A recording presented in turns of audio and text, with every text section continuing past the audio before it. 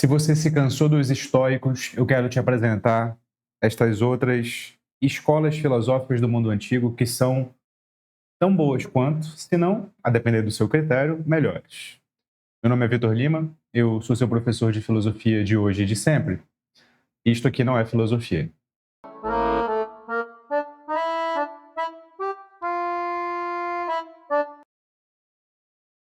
Que fique bem claro, eu não estou advogando contra o estoicismo, inclusive eu vou te recomendar aqui alguns livros caso você queira começar pelo estoicismo, mas eu quero enfatizar que o estoicismo não é a única escolha, caso você queira uma escola de filosofia prática para a vida, para o cotidiano. E, bom, eu quero te dar as opções para caso você queira escolher.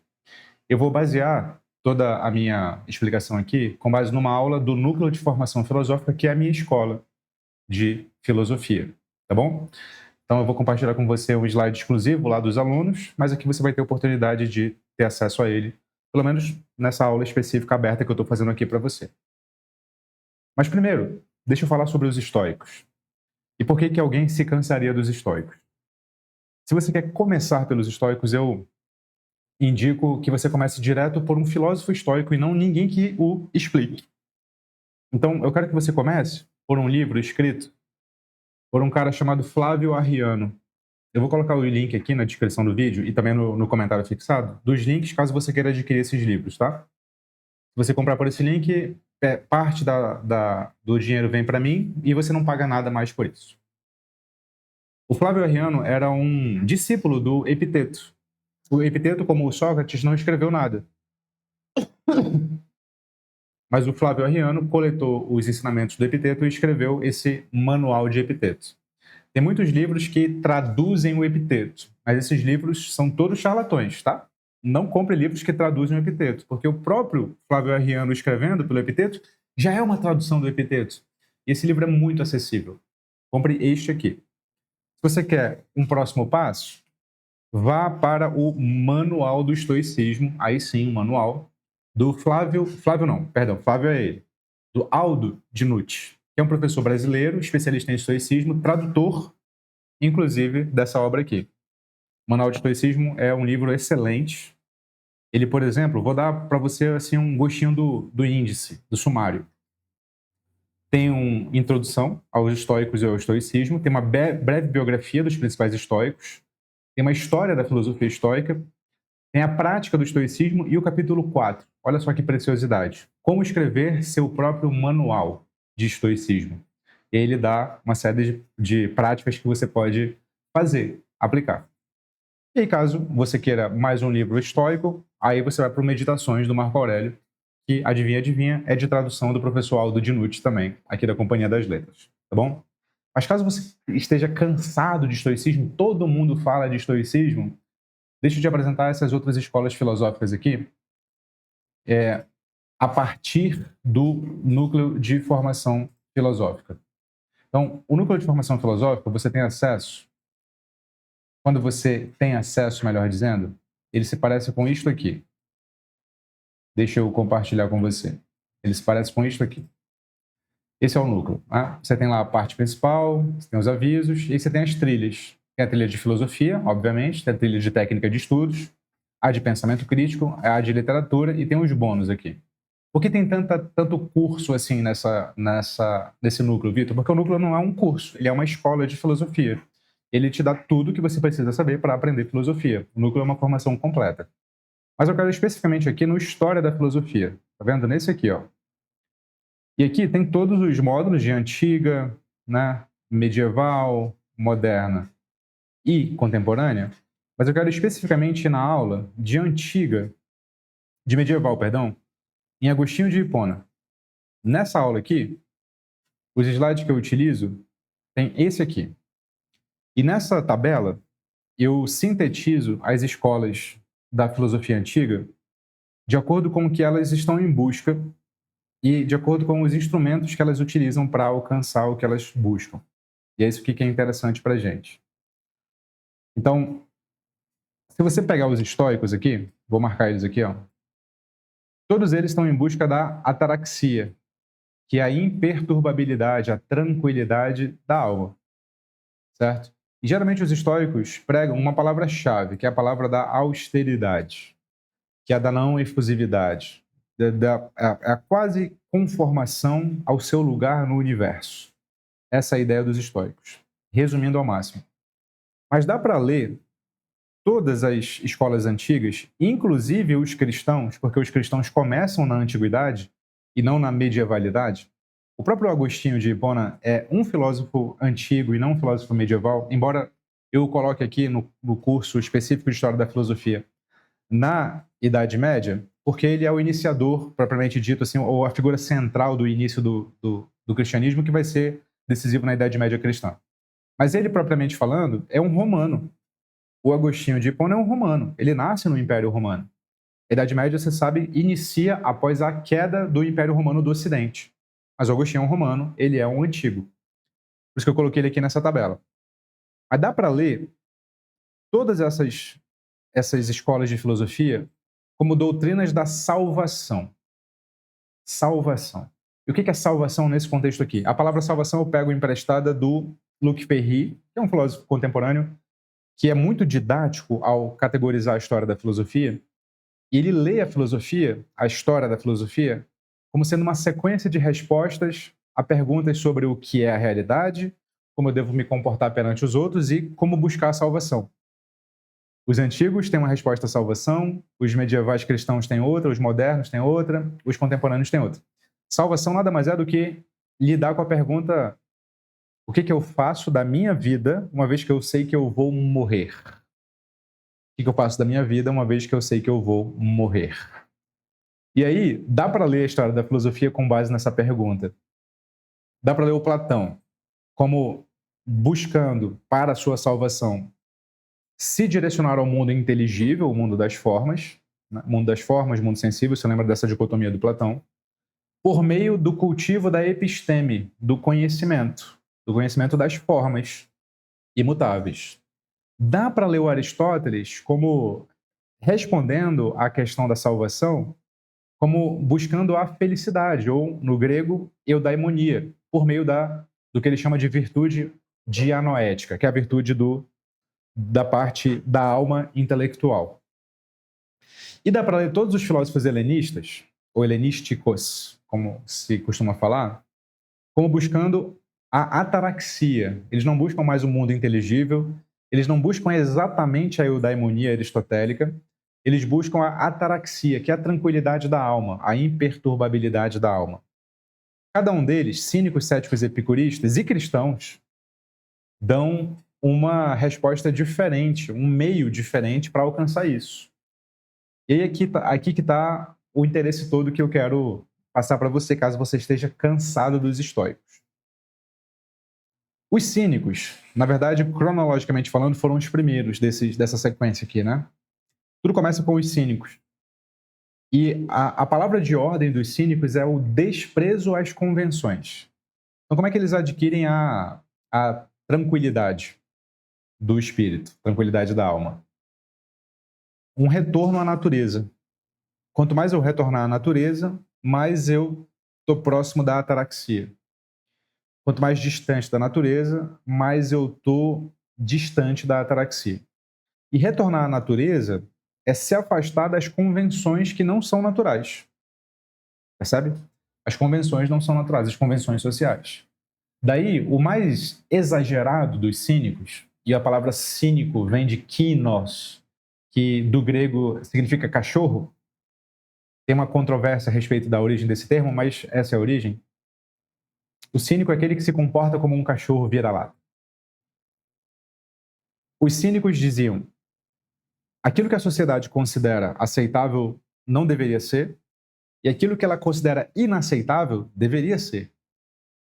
Então, o cínico é aquele que, desprezando convenções sociais, vive o mais próximo possível da natureza, completamente desapegada. Então, é aquele que não tem bens materiais, é aquele que vive perambulando, é aquele que cultiva ao máximo a sua liberdade interior, porque ele não depende de muitas coisas, e que choca a sociedade de propósito, só para mostrar para ela o que ela considera como sagrado, na verdade, é uma convenção.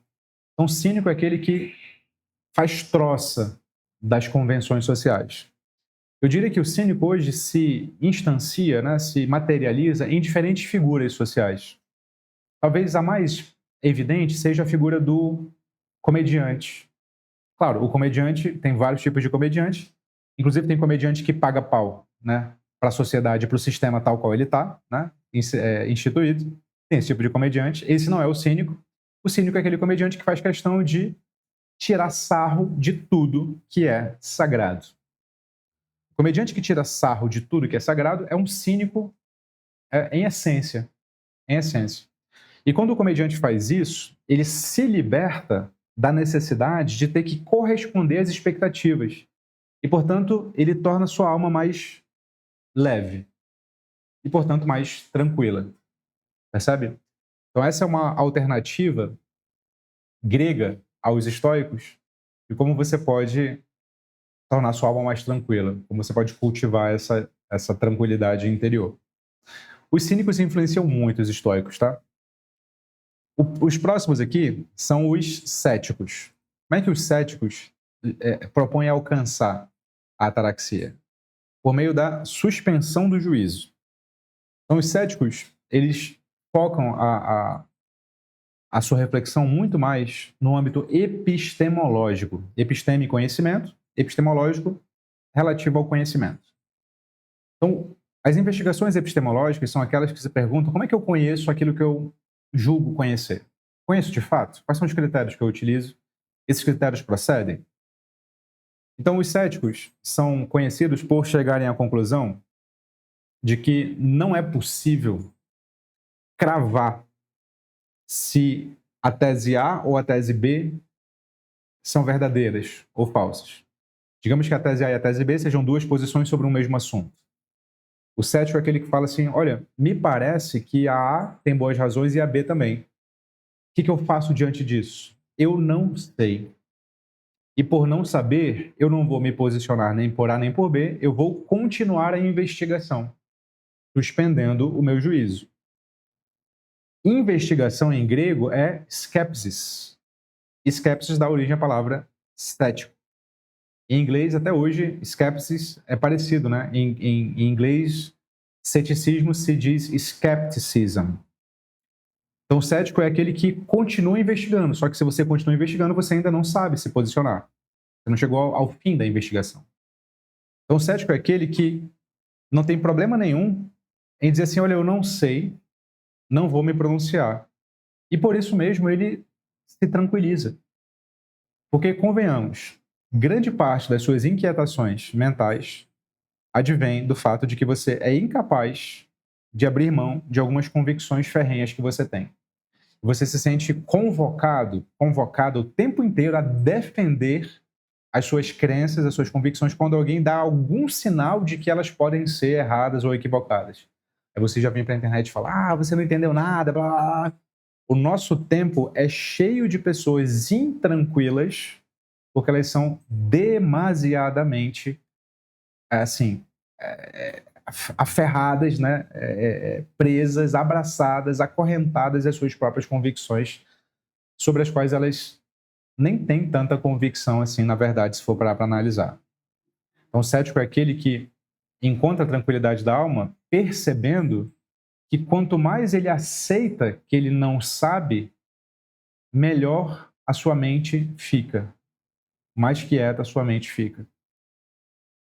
Outra alternativa aos estoicos são os epicuristas. O termo-chave para os epicuristas, para alcançar a tal da ataraxia, é o prazer moderado.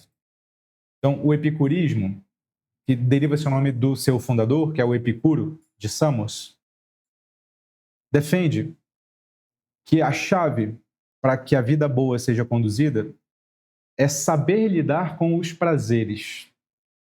Porque, como nós somos corpos, essencialmente, corpos lidam com o mundo percebendo o mundo. Só que essa percepção ela é boa quando ela é prazerosa e ela é má quando ela é dolorosa. A chave está em entender que o prazer, por si só, não é aconselhável. O prazer moderado é aconselhável. Por quê? Porque digamos que você tem prazer comendo, só que se você não modera a sua comida, você tem uma indigestão e indigestão te causa dor. Portanto, não é o prazer pelo prazer, é a moderação do prazer, é o prazer na medida. Uma taça de vinho te causa prazer, mas se você tomar mais que isso, você se embebeda. Se você se embebeda, você intoxica seu corpo. Se você intoxica seu corpo, você não dorme bem. Se você não dorme bem, você tem dor. Portanto, não é o prazer pelo prazer, é o prazer moderado. Saber a medida do prazer é uma arte. Não é para qualquer um. A tendência das pessoas é extravasar o prazer, é exagerar o prazer, é ter tudo aquilo que se pode ter de uma vez só. Resultado, intranquilidade da alma, fuga da ataraxia. Os estoicos não, os epicuristas insistiam muito nesse ponto. A pessoa sábia é aquela que sabe moderar os prazeres. É aquela que sabe, inclusive, encontrar prazeres que não são exclusivamente só corporais. Há gêneros de prazeres que são intelectuais. O prazer de uma boa conversa, o prazer de uma boa leitura, o prazer de você contemplar o belo, seja na natureza, seja numa obra de arte. Mas sabe? Prazer, meu amigo. Só que não é qualquer prazer, não é o prazer pelo prazer, é o prazer moderado. Isso é uma arte. E se você ainda quiser, entre os cristãos antigos, todos eles buscavam a plenitude espiritual. Plenitude é aquele estado em que nada falta e nada sobra.